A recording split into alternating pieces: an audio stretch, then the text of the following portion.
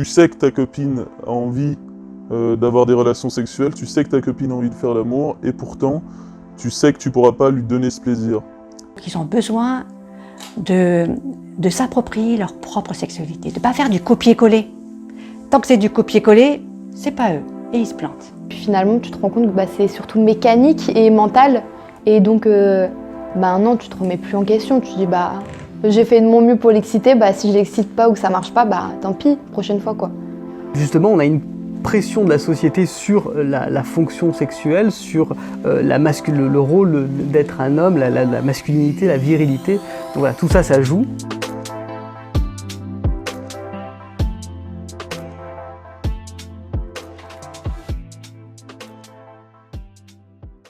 Je m'appelle Vincent, j'ai 22 ans et j'ai connu des troubles érectiles avec ma partenaire.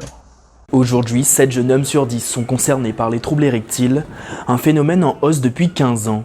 61% des hommes concernés en 2019 contre 44 en 2004. Vincent a connu sa première panne il y a 2 ans. Sujet encore trop tabou, il témoigne à visage caché.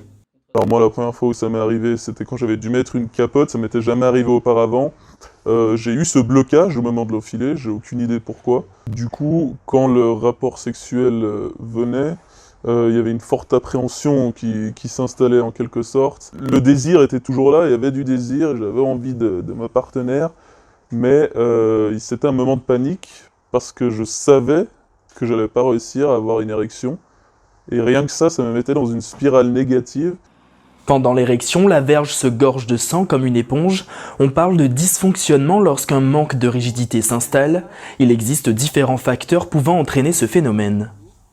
On a besoin, pour qu'une érection fonctionne, d'un système artériel, donc des vaisseaux, des nerfs, et puis pour que le système fonctionne, il faut qu'on ait au-dessus la tête. Donc il faut que l'homme soit disponible, on va dire. Donc les grandes cases, ça serait des problèmes d'ordre vasculaire, des problèmes d'ordre neurologique et puis des problèmes d'ordre psychologique. Si on est stressé, du coup, voilà, on rentre dans un cercle vicieux. Je suis stressée, ça marche pas, donc il va y avoir quoi? Des pensées négatives, on va arriver dans une autre composante. Je suis nulle, je sais pas faire, tout ce que vous voulez qui va vraiment vous faire descendre encore un peu plus, et du coup, vous pouvez pas avoir d'érection. Les troubles érectiles touchent aussi le ou la partenaire. Emma y a été confrontée à plusieurs reprises.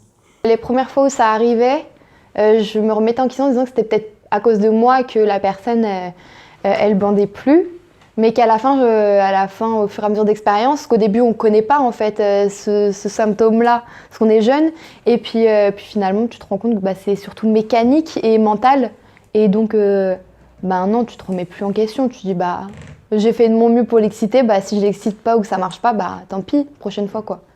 Des médicaments stimulants comme le Viagra, le Cialis ou encore des crèmes à appliquer sur la verge peuvent être des solutions.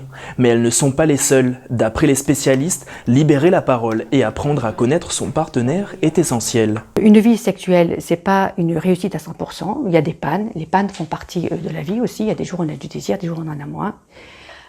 S'il y a des pensées négatives et des émotions négatives, c'est sûr qu'il faut les voir. Et du coup, en parlant, on va créer une intimité et une confiance. Et on va créer quelque chose d'hyper important, c'est une sécurité. Sur le moment, on essaye d'abord avec ma partenaire de le prendre avec le sourire, c'est pas grave, surtout s'il y a déjà eu des fois précédentes. Enfin, je veux dire, du moment où on sait que ça marche entre nous, c'est pas si grave. Au bout d'un moment, c'est assez vexant par rapport à ma partenaire. Moi aussi, il y a un peu un sentiment d'impuissance qui s'installe, où je me dis, voilà, notre virilité en prend un coup. Au bout d'un moment, tu sais que ta copine a envie d'avoir des relations sexuelles, tu sais que ta copine a envie de faire l'amour, et pourtant, tu sais que tu pourras pas lui donner ce plaisir. Écran, stress ou encore porno sont les principales causes des troubles érectiles aujourd'hui chez les jeunes. C'est important qu'ils apprennent à découvrir leur sexualité, leurs besoins. Et il y a une chose aussi importante, c'est l'addiction au porno.